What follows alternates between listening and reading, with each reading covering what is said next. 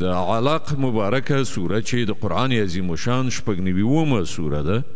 په مکې معظمې کې را نازله شوې ده 19 مبارک آیاتونه لري تلاوت او پښتو ترجمه یې له لومړي آیت څخه اورئ بسم الله الرحمن الرحیم د الله په نوم چې ډیر زیات مهربان پوره رحم لرونکی دی اقرأ باسم ربك الذي خلق ولوله ای پیغمبره د خپل پروردګار په نوم چې هغه ټول مخلوق پیدا کړ خلق الانسان من علق د کلکې شوي وینې له یوې ټوټې څخه انسان هست کړ اقرأ وربك الأكرم الذي علم بالقلم علم الإنسان ما لم يعلم ولوله او ستا پروردګار ډیر کریم دی چې هغه د قلم په مرسته انسان ته علم وښود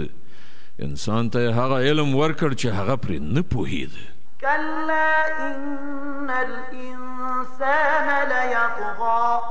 أن رآه استغنى هیڅکله داسې نه ده انسان سرکشي کوي په دې اساس چې هغه خپل ځان بې نیازه ویني إن إلى ربك رجعا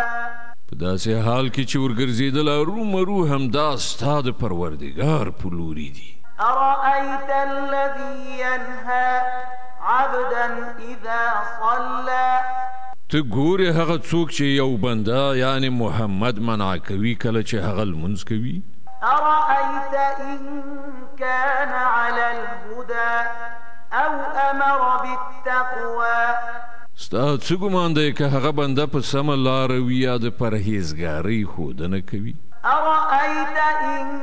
كذب وتولى ستا څه ګمان دی که دا منع کوونکی شخص حق دروغ ګڼي او مخ واړوي ألم يعلم بأن الله يرى آیا هغه نه پوهیږي چې د ده کړه الله ګوري كلا لئن لم ينته لنسفعا بالناصية ناصية كاذبة خاطئة هیڅکله داسې نه ده چې ګمان کوي که هغه له دغو کړو څخه لاس وانخلي نو موږ به یې د وچولي ویښته څڼې ونیسو را به یې کاږو د هغه وچولي چې دروغجن او ډیر زیات خطاکار دی فليدع ناديه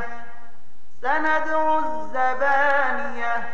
پرېږده هغه د خپلې ملاتړ کوونکې ډلې ته بلنه ورکړي موږ به هم د عذاب پرښتې راوغواړو د علق د مبارکې سورې د 19 او آخرني آیت تلاوت او پښتو ترجمه اورئ د دې آیت په اورېدلو سره یوه د تلاوت سجده واجبه کیږي كلا لا تطعه واسجد واقترب هیڅکله داسې نه ده چې دی وایي د هغه خبره مه منه او سجده وکړه او د خپل پروردګار نږدېوالی وګټه